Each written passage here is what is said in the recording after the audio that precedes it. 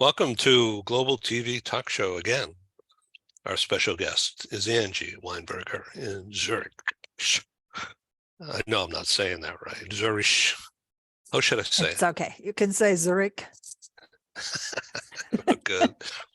Well, I just concluded my second Germany talent mastermind meeting. It went very well. I'll send you a copy of it probably tomorrow. Right. We're going to do another one in a couple of weeks. If you're welcome to join if you want. So our themes have been EAP, employee assistance plans, wellness, mental health. It was really an interesting discussion today. So you published a thing yesterday or today, earlier today, you call Global Club Sandwich, Global People Club Sandwich. And it's kind of an amalgamation of your thoughts and some activities going on and connectivity points. And one of the things that I really liked, and this was at First Coffee about 3.5, 4 hours ago for me, was the idea to simplify and detox from electronics, I guess, on clutter. And so and I think that also, that brings us directly into our topic for today, because what I wanted to talk about, or what we said we talk about, is that when you actually have a chance to take time off also our digital media for a while, that can be a bit of a challenge, especially if you run your own business. But I have tried it this year, and I really tried to get away for about 2 weeks from most of the social media. So the only thing where I was basically reachable was like WhatsApp and telephone. And I think it really helped me a lot to clarify what is important to me, and then work with my clients on a deeper level afterwards. So I really recommend to do this if you can, for example, over the holidays, to just take at least like a week and detox from all the media. It's hard. I don't think I could do that. Well, I guess it's a practice, and it's also a matter of having a good team in the background that runs the show while you're away. That's what I don't have. I should have maybe said that before. My team was still working. Yeah, well, good for you. Good for you. So part of your thing was conversations with Val Bath and other people about the differences between American culture and German culture. Tell me about that a little bit. That fascinates me. So that came about as part of a training we designed this year for a group of, it was an IT company basically, and a group of managers, because they had like I would say a merger between a more US-based and more Germanic-based company. And they're based in Switzerland. And not to say too much about it, but obviously, there are differences between the cultures. And I invited Val Bath because she's an expert in the field. We've known each other for a long time. I invited her to go through an interview with me where, she explains together with me some of the differences, the main differences. And because, we've now conducted those trainings, we thought about publishing this on YouTube. So it's available publicly, because I think it's interesting for anybody who either, from your side works with Germans and German speakers, or from our side, when we work more with US Americans. So to just understand a few very basic differences. I mean, we often think we're so similar. You know, you would probably not think about cultural difference. We like to drink coffee, for example, and we have a lot in common, and we have a common heritage, etc. But I would say, especially, you know, around approaches, like how you, for example, approach certain topics, you can tell differences. Yeah. And then I think it's really just important to understand it a bit better. Yeah, for sure. So give me an example of marketing. Okay. So for instance, for me personally, I set a target and I just get it. I'm gonna try to grab it as fast as possible. Yeah, get it. That's and maybe it's also not a bit more like expected, data, right? maybe a bit more data driven than, you know, what we're how we're acting in this part of the world. And so funnily, I had a lunch with a person who grew up in the US last week, and she was like, she's a business developer. She said, you know, we're all about the deal. We're all about the deal. And I always say, yeah, the US culture is a deal culture. The Swiss and the German culture, they're engineering cultures. Yeah, so Germany and Switzerland, they became successful because of their engineering skills. And that's why they're also very detail focused. The US became successful because people conquered the West and they had to be fast. Yeah. And they had to make deals fast. So they had to make things happen fast. And it's a very different approach, you know, if you think about, for example, IT systems, yeah, and how they're rolled out. You know, I would say, like, if you look at project planning in the German-speaking context, it's usually very detail-focused and long-term oriented. And when I think about business development, for example, what is important to me personally is to build a sustainable long-term relationship with the person that I'm having a business with. Yeah. So that's sometimes for me more important than the fast deal.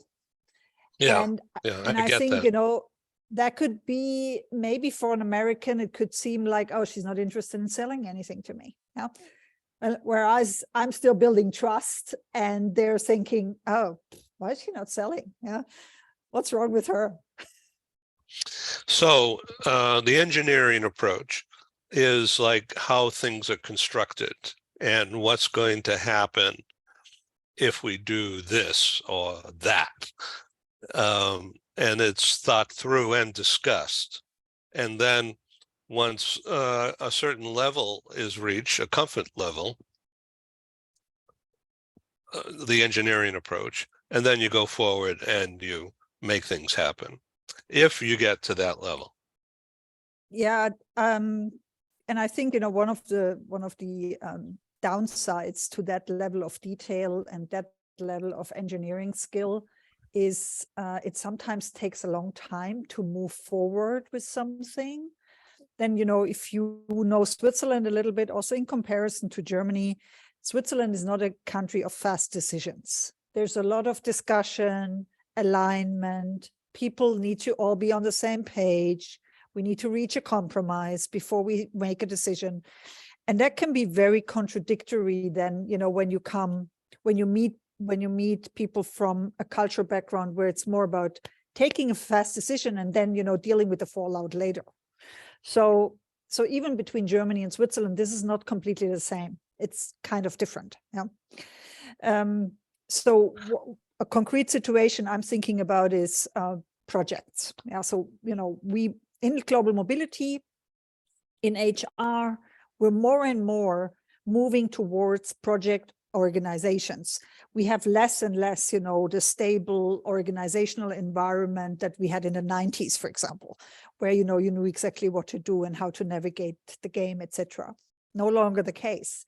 So we need to all learn to work in projects, and we all need to be agile. And this can be very challenging for someone who has, you know, always in their mind a very detail-oriented plan. So, I think one of the advantages of working in global mobility, and this is why I feel personally a bit comfortable with that, is we have been used and exposed to so many cultural different approaches, in how we run projects, for example, that we're already more agile than potentially the average HR person. So we can navigate those flexibilities and approaches a bit better than others. And that's, I think, a big advantage, if you grew up in mobility. But then also, most mobility managers tend to be very detail oriented. So then again, you're stuck because, there's a number that might not fit exactly what you had expected. And, you can't move forward. Whereas, in the other culture, you would say, hey, we were there 4 weeks ago, why does it take so long to just give us a number and move ahead? And then, we can maybe correct it later if it's not 100% perfect. This is sort of my daily bread. Yeah, right. Okay, well, this is really interesting. So you've noticed a more healthy body or mind in yourself? After my cure, yes. Your detox. Definitely. And also I think it's just it was important for me to have spend some time with my larger family in Germany, and really take time for them. But I think what I also notice is that a lot of things that seem to have a big importance sometimes for us in the business world, they're usually not as urgent as they seem. Yeah, so I feel there's often a lot of drama about urgency and being responsive and, getting back to people right away. And I think, sometimes it's not even healthy. Because if you remember my article, I started the article with, have a look at all the inboxes that you manage. Yeah. When I did this exercise the first time a few years back, I think I manage about 20 inboxes. And I'm not sure if it's less now. So, you always feel this need to respond to people, to be there for them, to acknowledge their needs. But what happens when you're in this responsive mode all the time is that you never get to the important tasks, the things that will really move you to the next level. And so I think, one of the things I think people need to learn is that to manage their inbox in a bit more of a, let's say, healthy way for themselves. Yeah. So that you can still, be responsive and take care of what people need, but at the same time, you can also move ahead with the things that are important to you. So, is there a 10th commandment or the 11th commandment about this? Not yet.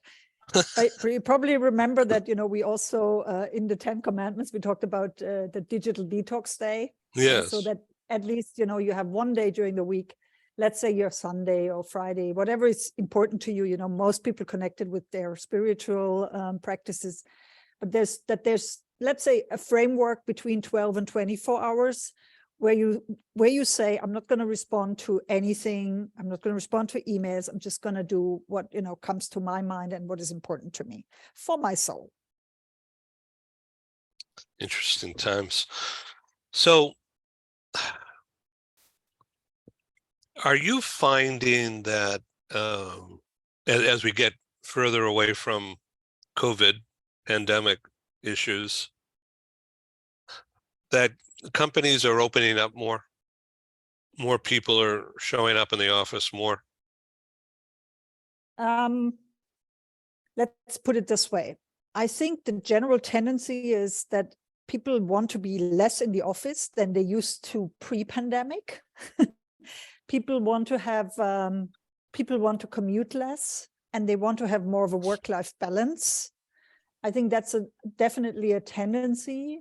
But what I also observe is there's a lot more discussion and need for international experience, digital nomadism, being able to work from wherever you feel like working from.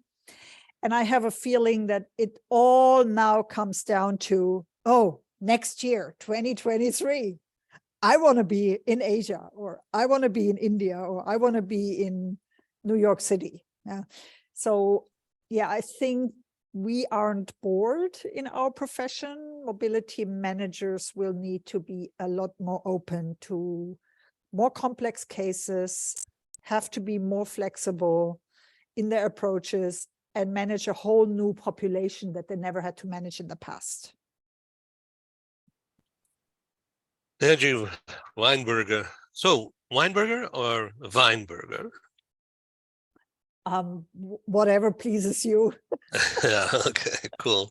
I mean, it's like when I drink vodka, I mean, it's vodka. So I know that's a stupid thing, I guess. Forget it. But I'm finding that the rollout of our subscription-based Global Press Club membership thing is changing me. At first, it was this little thing, you know, and then if I can tweak it a little bit and make it a little bit better, then I'd have more cash flow, of course, but also more things to do on a regular basis. In other words, the engineering approach becomes necessary rather than go down this list and see who would buy an ad as fast as possible. Right. So Yeah, I the guess, engineering yeah. approach is more methodical and more reason-based. And that has led unexpectedly, because I never even thought about it, but unexpectedly to me saying, wait, I gotta wake up. I've got to explain what I'm doing better. I need to give a story behind this project and why it's important. An entrepreneur in particular, not necessarily a corporate person, because it's really not built for that. It's built more for an entrepreneur or a lawyer or an accountant who's self-employed, or a doctor or an author, and definitely a small business person. And that's who my retargeting is. Yeah. I think you probably didn't think about this in the beginning, but now you're seeing by experience the value that this program brings to people like me, for example. And I think, now you can also bring it to the next level by, thinking about the whole package that comes along with it. And, how you would package that in a sales proposition. And now we're back at selling. So, I think it's a great idea to continue to do what you're doing. And as I said to you earlier, now for me personally, it's important to have a good relationship with people before I even start collaborating with them. And yeah, maybe, that's why also we work together, because we've known each other for a long time. And I just wanted to, bring that thought back to the table, because I think you already had interviewed a few people from the Relocate the Profit project recently. And I just wanted to reiterate, how important it is that in our industry, we start to collaborate more and think less about, making the fast buck and making, like just thinking about, oh, what's in it for me right now? Because at the end of the day, our industry is so, it's very relationship based.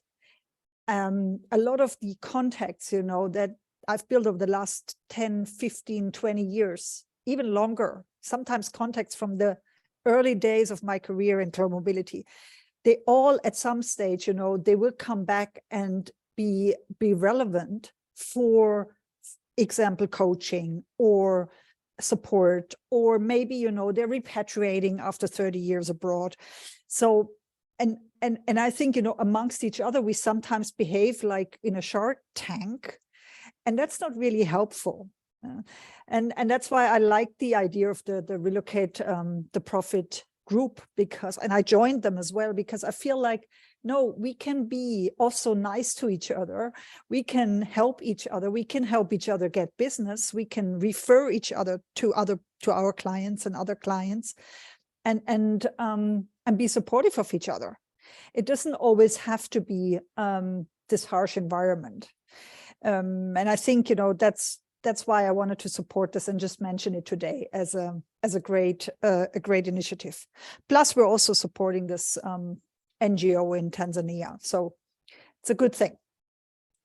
Yeah, I think so too. And I was really happy to be able to be involved. And I just sent out another memo this morning about all that. My primary contact there is Dino Isernia. So his wife apparently is a manager of a resort in southern Italy. Mhm. And so Joanne and I are going to stay there in mid-May. And before that, coincidentally, I'm setting up a series of live meetings in Europe. Oh, great.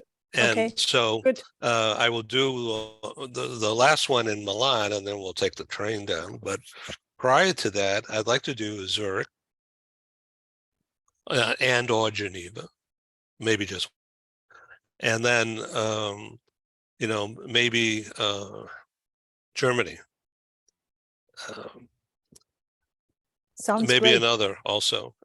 Combination of live in person, doesn't have to be a big meeting, but I want people there in the local market to show up, buy a ticket, not expensive, but just be in the audience. And then we'll Zoom each one as well, not only for the recording of it, but for the broadcast purposes, so that there's a bigger audience for the speakers and sponsors. I'm excited about that. Great idea. What's the theme? I Do don't you know know. already? No. Well, it's all about communicating, but the theme the past couple of months has been more and more EAP, employee assistance plans, the well-being. And I've been fortunate to pick up some co-sponsors from within that group. And then they've introduced me to people in Asia Pacific and Latin America and in Europe. And we've held Zoom meetings just in the last 2-3 months. And all of them have led to follow-up meetings. Have you considered asking International SOS? Because No. they're also very interested in, promoting mental health and That makes sense, doesn't it? Around mental health, because it's part of their service offering. So yeah, maybe you talk to them. Well, they would be an obvious participant. Thank you. Yeah, they had a conference in April where I talked about how we can improve some psychological safety, mental health topics, especially around business travelers and expats as well. So yeah, talk to them. I think that would be a good idea. Well, thank you very much I'll follow up with you offline. And I thank you for being on Global TV Talk Show again. And it's a pleasure, as always.